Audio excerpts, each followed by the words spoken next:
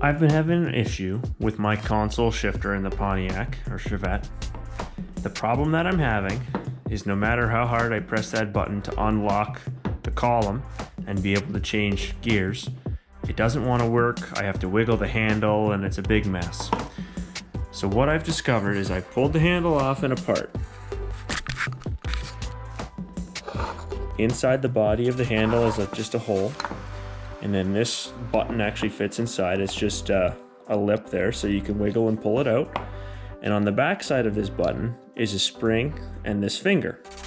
So now, it's hard to imagine this and see it in video here, but there's basically a slope cut into this button.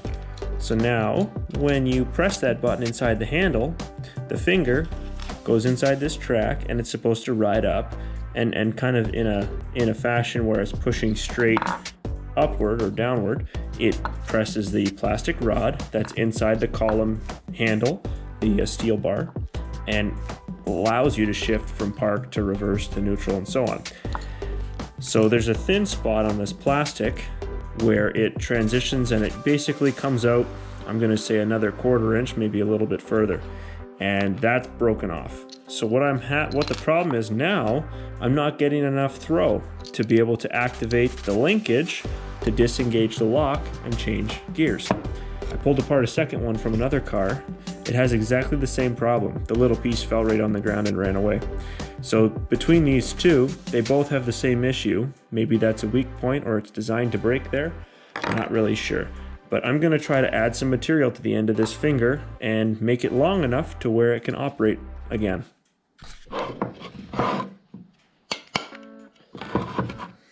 I figure the plastic from a distributor cap is resistant to heat and to cold and might be a little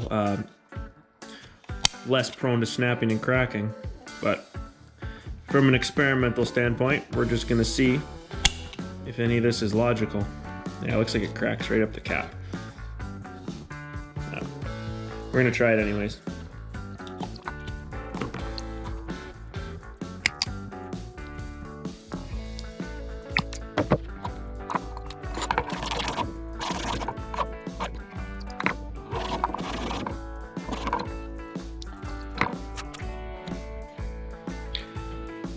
So I've got the original finger. What I'm proposing to do is use these pieces of distributor cap and glue them on in such a fashion that I make this finger longer, but I also want to have it angled kind of like a ramp. And the thought process is if I can create that wedge shape, when I'm ready to install this, it's now going to become directional, where that incline on the finger is going to follow the same profile as the incline that's on this actual trigger portion. And I'll put probably some grease in there to aid with this, but I think that extra piece of material might also add some strength to this part, because I feel like it'll break if I don't do something like this. So I'm going to experiment with this setup and see if this gets me where I'm trying to be here. It should certainly be working a lot better. I think what was happening was the center pin from the shifter in the center console, the plastic sleeve in there, was missing this finger almost entirely. So any bit of material in there is going to make it seem like it was longer and should rectify the problem. I'm going to get some super glue and we're going to try this out and see where we get.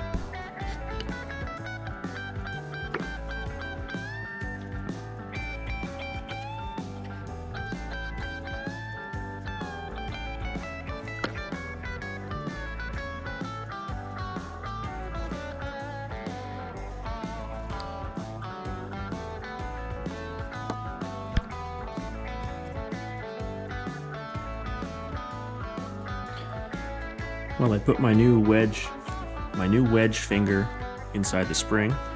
I had to just roll it through the spring coil to get it to sit in place, because now that it's so big on both ends, it doesn't fit through, but it's easily removed. The whole idea here is when this thing fits into the finger, when you push, it follows that track. And because the bottom side of this has that angle to it now, hopefully it's going to keep things in track. I'm going to put a bit of grease in there just to keep things moving smoothly. And I think hope that this is going to solve my problem. So now all the force from this button pushing on the plastic pin should be transferred through that plastic and hopefully into the bottom portion and back to the channel. I don't know. We're just taking a whack at it here, because if it breaks again, it breaks again. I think this piece made out of metal might be the answer if I have another problem, because then I can almost guarantee it's not going to break. But I'll put this back together and we'll give it a test, and I'll take it for a spin, see what happens.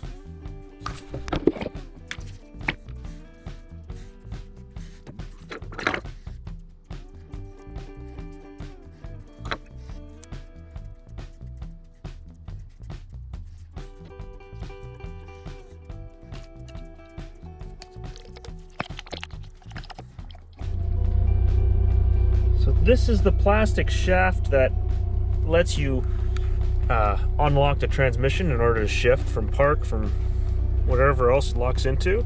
So with the brake applied, I can put that pin down, and then I'm able to shift and select whatever direction or gear I may want.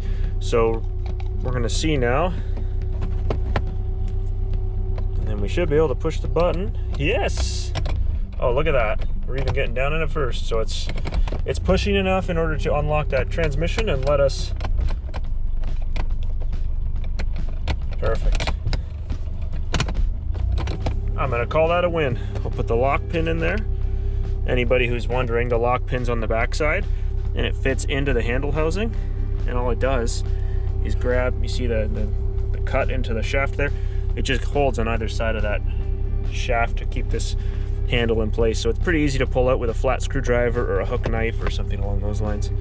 And the reinstallation of it, that's it. Done. Cool.